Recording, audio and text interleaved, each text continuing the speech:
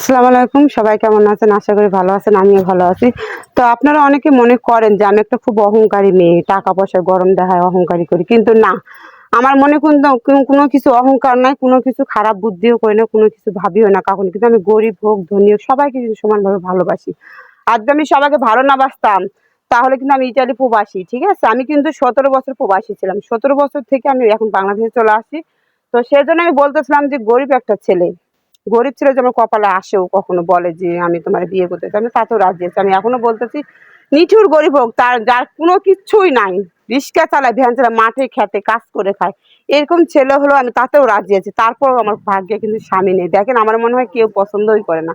আর আমি যদি সাজুগুজু করে থাকি সবসময়, সবসময় না, যখন ভালো লাগা, হয়তো আজকে ঘুরতে পেরেছি, এদের একটু বেশি করে সাজছি, কিন্তু এই যে আমার দামি দামি গহনা দেখতেছেন, কাপড় চোপড় দেখতেছেন, সবকিছুই আমার আছে, টাকা পয়সা বাড়িঘর সবকিছুই। কিন্তু বয়সটা বেশি বলতে কি মাত্র 32 বছর, বেশি না, 32 কি 33 এরকমই হবে। তো মোটার কারণে একটু বেশি দেখা যায়, মানে আমি তো আগে চিকন ছিলাম, প্রবাসী এতদিন থাকার পর কিন্তু আমি বেশি মোটা হয়ে গেছি।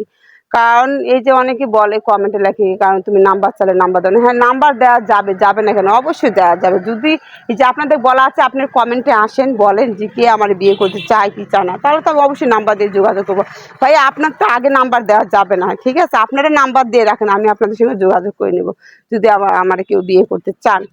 আমি আবারও বলতেছি, কেমন ছেলে চাচ্ছি আমি, যেরকম দেখা যায় আমার বয়স 32 অথবা 33 বছর বয়স, আপনাদের বয়স হতে হবে 35, 40, 50 অথবা 45 বছর, হলেও কোনো সমস্যা নেই। যদি ঘরে বউ বাচ্চা, বউ থাক, সরি, বউ না থাক, কিন্তু বাচ্চা থাকলে আমার কোনো সমস্যা নেই।